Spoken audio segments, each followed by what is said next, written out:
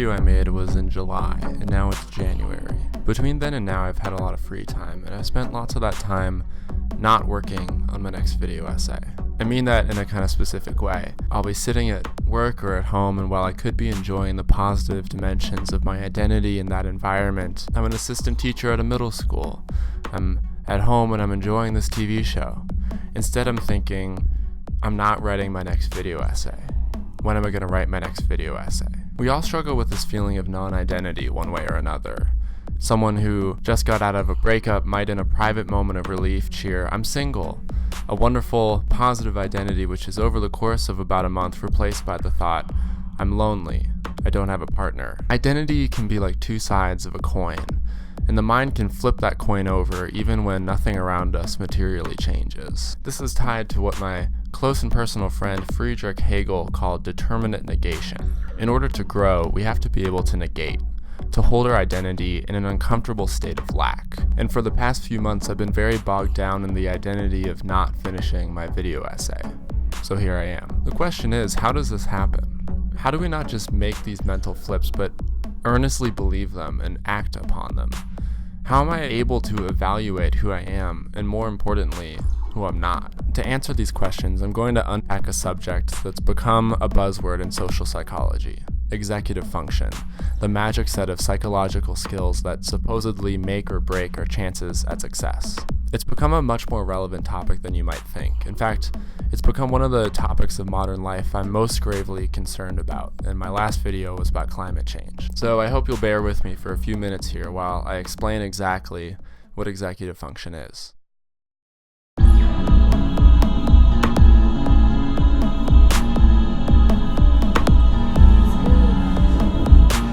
Okay, so here's the deal. There's a marshmallow. You can either wait, and I'll bring you back another one, so you can have two, or you can eat it now. So you can eat it now, or you can wait, and I'll bring you back two. Okay? Okay. Okay, I'll be back. This is a famous test of executive function in children. Young kids generally have a very hard time waiting to have two marshmallows instead of one. Their impulses win, they get distracted, or they just don't care about the premise of the experiment at all. But older children can generally demonstrate a stronger will to hold themselves in a mental state of not eating a marshmallow. The ability to delay gratification, to occupy yourself and rearrange your mental priorities, is a key indicator of executive function. Executive function, EF for short, is maybe the most important and adaptive trait humans have. The dorsolateral prefrontal cortex, anterior cingulate cortex, and the orbital frontal cortex work together to direct and monitor the brain's thoughts. It's the internal voice we use to talk to ourselves, assert order over our thinking, and resist temptations or distractions. If you have super strong EF skills, your thinking looks like this. And if your EF skills aren't so good, your thinking might look more like this. Advanced executive function is one of the newest developments in the mammalian brain. For millions of years, our skulls were limited in size due to the need for maximally powerful jaw muscles. As our ancestors dispersed and lost the need to break down hard, fibrous foods, the sagittal crest shrank and our brains had new room to grow. During a 2 million year bout of difficult climate fluctuations across the Earth, the human brain tripled in size. This produced a series of new adaptive traits unique to the human race, including complex language production and executive function. Most animals can only be taught through rigid, classical, and operant conditioning techniques. A dog gives you a high five, you give it a treat. The dog learns that this series of muscle movements will result in a reward. There's not really any delayed gratification here. If you don't immediately reward the dog, it's not going to learn the trick. Our executive function, however, acts as a kind of internal trainer. We can not only delay gratification, we can invent gratification. We can feel good after finishing a task just because we told ourselves that finishing would feel good. Delaying gratification has everything to do with how we tell ourselves stories. The kids who waited for the second marshmallow were able to say, "I can see into the future where I'm getting that second marshmallow. That's a future I can care about, that I'm headed towards, and all I have to do in the meantime is sit and think about other things." The executive function can make that story so compelling, so real, that it becomes manifestly true. I think this is why for so long humans have been captivated by origin stories and myths of the afterlife. Lots of religious faiths chalk up all of life to essentially one big exercise in delayed gratification. And most, if not all, moral dogma is essentially a top-down imperative to use your executive function. Quickly, we're entering a second layer of EF, the knowledge and navigation of authority.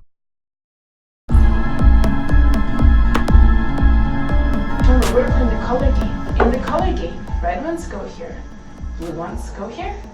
Here is a blue one. Where does it go in the color game? Here is a red one. Max, where does it go in the color game? Okay, now we're gonna switch and play a new game. We're not gonna play the color game anymore. No way. We're gonna play the shape game, okay? In the shape game, oh, go ahead and sit in the same chair. You can keep sitting. In the shape game, trucks go here and flowers go here. Here's a truck. Where does it go in the shape game? Right there. Can you put it in? Max, in the shape game, where do the trucks go? Right there. Okay. Where do the flowers go? Right there. Okay, let's play the shape game. Here's a truck. Where does it go in the shape game? Right there. Okay. This is another executive function test. What researchers are looking for is the kid's ability to not just understand and follow rules, but to think flexibly about them and adjust when asked. Both of these are skills that the executive function uses to regulate behavior and produce mental knowledge. Kids are obsessed with rules. I spend part of my day as a playground monitor, and I can tell you that almost every fight I've dealt with this year has had to do with what the rules of a game are and whether they're being followed fairly. Unlike younger kids who can spend all day in a lawless, play-pretend world, older kids start gravitating towards games as a way to interface with the logic and product of rules. Kids between 12 and 14 don't discuss rules as much, but they're locked in on status, a more abstract system of fluid social rules that everyone participates in, whether they'd like to or not. All of these rule games, contained within the disciplinary structure of school itself, are models for the executive function. Michael Foucault defined learning as a positive feedback loop between power and knowledge. Power, a signified authority, demands the production of knowledge from its subjects. Once knowledge is produced, the authority receives it and uses it to improve and refine its methods of subjugation. This framework is often applied to social theory, but it's a productive way to think about EF. The mind stores information in games. To access a memory, we have to fire exactly the same pattern of neurons that created the memory in the first place. And the only way we can do that is by having multiple brain regions wake each other up in the right sequence, prime the correct synapse pattern, and then fire that pattern. Memory studies have shown that the prefrontal cortex doesn't itself have the ability to activate brain regions, but what it can do is turn off regions that are getting in the way. In essence, it can play ref, putting down parameters for the mind to play around in and blocking out anything it deems to be a distraction. This is what EF is. It's the authority in your mind that can lay down rule sets and change those rule sets when necessary, which ultimately allows you to produce the knowledge that you have. This is the value of school as a disciplinary system. It's a way to show kids how authority operates and slowly move it from an external network of teachers and playground monitors to an internal mechanism of control. Through years of subjugation, the power structure gives you the power to subjugate yourself.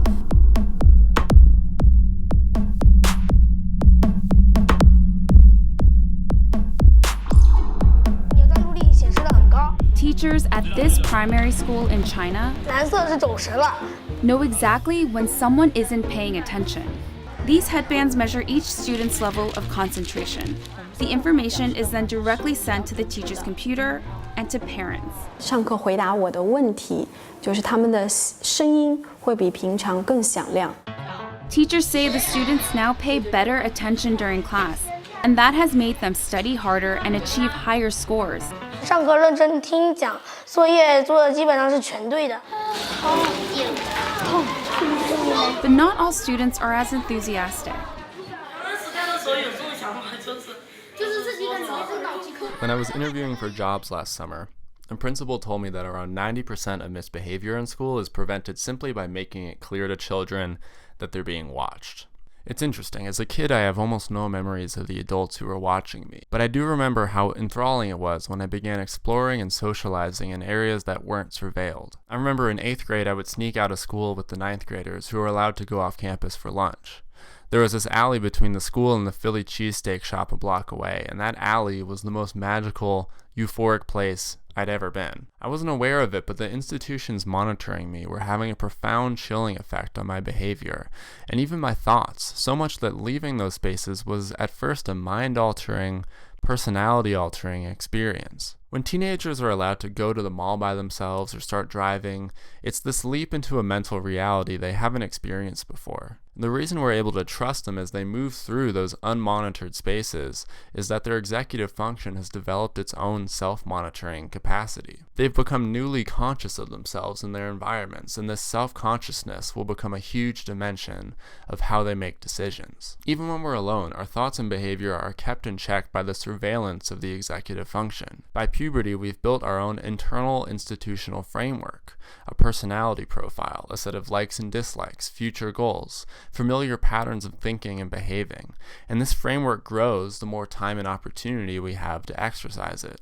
Surveillance is EF at its most important and most dangerous. Our mind is thinking and watching itself think, and the way we think about how we think is incredibly important. If our internal surveillance is ruthlessly negative or critical, or if it's largely absent, if it doesn't care about our well-being, then we can quickly get into a lot of trouble. How we see ourselves is ultimately how we see the world. We project our own negativity onto others, we only notice the worst parts of reality, and quickly the world is going to become a place that we don't want to continue living in.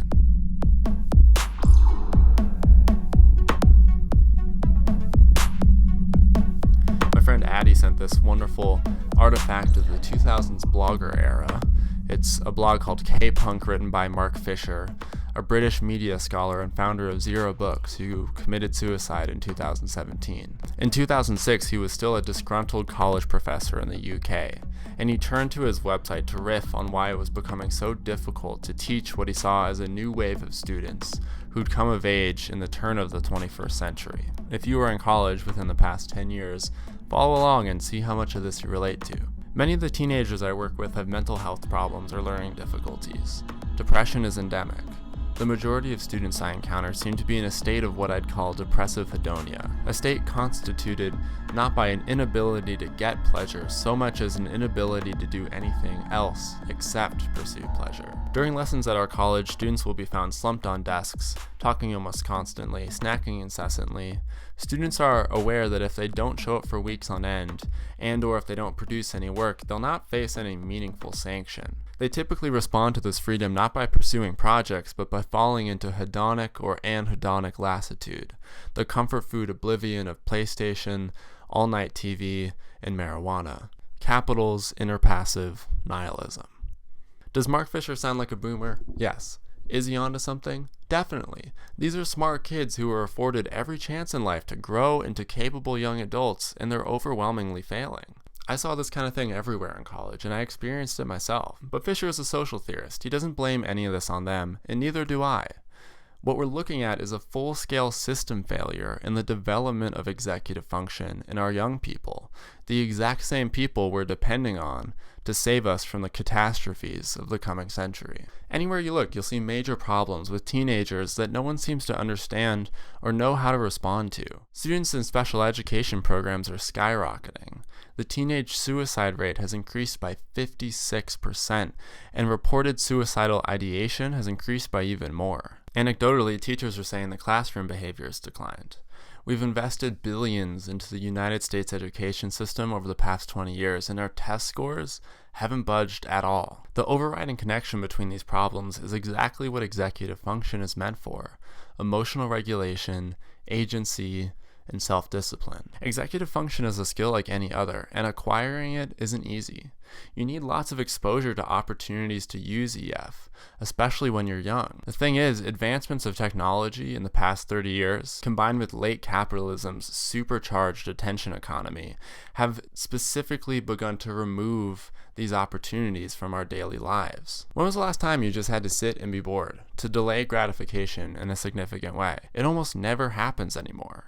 When I get up in the morning, I immediately pick up my phone and scroll through social media. I listen to music in the shower, I play around on my phone while watching Netflix. It's really out of control, and it's generating terabytes of data for tech companies and advertisers. I mean, think about how profitable it is to create a society of people who are constantly chasing quick gratification, unable to prioritize long-term values over creature comforts, who've lost sight of the bigger story of their lives. This is the depressive hedonia Mark Fisher was talking about, the feeling that life wouldn't be livable without a constant drip of high-octane digital stimulation. This goes hand in hand with EF's ability to self-discipline, to produce internal rule sets that produce knowledge.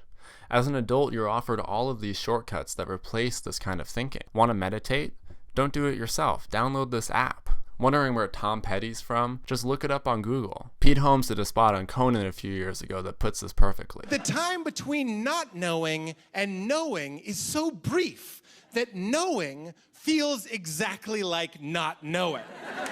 I've literally been in bed in the morning alone, just like, where's Tom Petty from?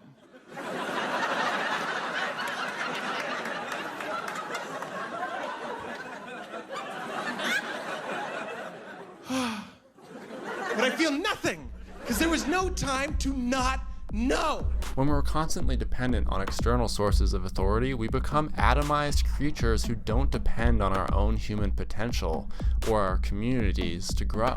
Finally, there's been a lot of talk about the erosion of personal privacy, and people are ringing alarm bells about the immense amount of data being collected from us. The counter-argument you always hear about surveillance is, why should I care if I'm being monitored? I have nothing to hide. The fact that we don't feel we have anything to hide, that there's no value in discretion and being alone in our behavior, is precisely the danger of living under constant surveillance.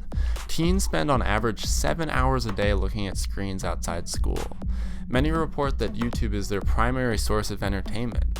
Their tastes, their desires, that institutional framework of personality that's supposed to be going on up here is being fed to them by a single corporation that's tracking their every decision. I mean, I know what I sound like, just kind of ranting about why technology is bad, but the risk we run here is raising a generation of automated people whose capacity to executive function has been preempted by the technology that raised them. A social system that's built on the feedback of external surveillance, of external authority structures, of the erosion of delayed gratification is incredibly dangerous. It's a sure path to authoritarianism. Best case scenario, you're setting kids up to live an automated life where their desires and tastes are strung along by tech companies looking to profit off of them. Worst case scenario, you're thrown into adulthood with zero self-awareness or healthy coping skills. You're miserable and you have no internal mechanism to figure out why, and you kind of just ride your life out in unbreakable addiction cycles, a few of which might kill you.